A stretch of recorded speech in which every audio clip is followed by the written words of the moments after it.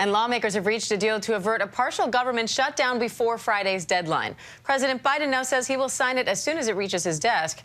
ABC's Jay O'Brien joins me now for more on that. Jay, what do we know about this deal? And why does it seem like we are always talking about a looming government shutdown?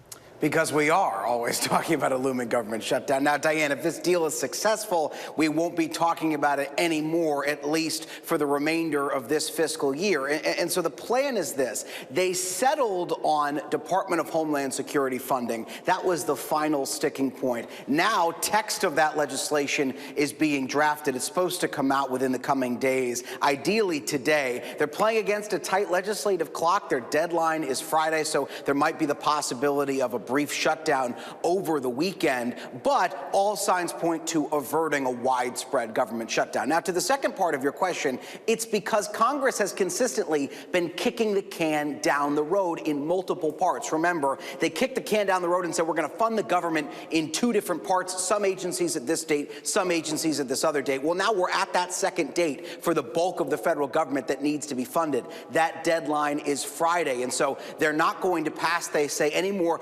stopgap continuing resolutions that would kick the can down the road, and instead they're going to try to fully fund the federal government with this deal that they have finally reached.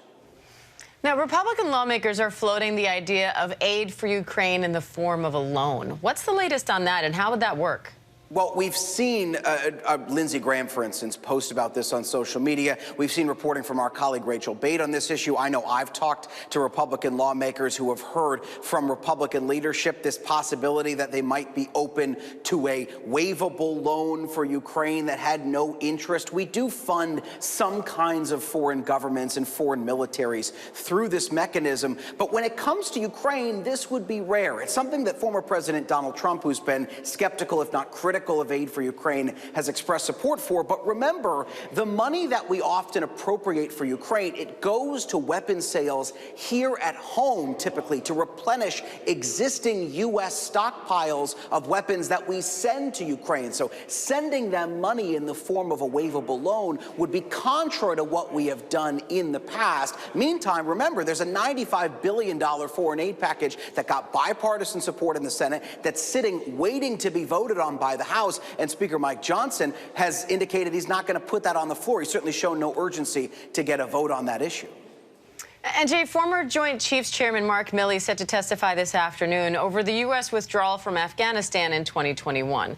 Now, last year, he said in an interview with ABC News that he has lots of regrets about how that conflict ended. What can we expect to hear during the testimony today? Well, this has been part of a widespread Republican investigation by the House Foreign Affairs Committee into the Afghanistan withdrawal. Republicans, when they took control of the House in January of 2023, said that investigating the Afghanistan withdrawal was one of their top priorities. And frankly, it's gone down the pecking order of Republican priorities that they talk about on a daily basis. But having Mark Milley come in while he's no longer chairman of the Joint Chiefs of Staff is an attempt to try to poke him further while he's not in an official capacity and have him talk about this withdrawal, which, as you noted, he has already said he has deep regrets about. All right, Jay O'Brien on Capitol Hill. Jay, thank you.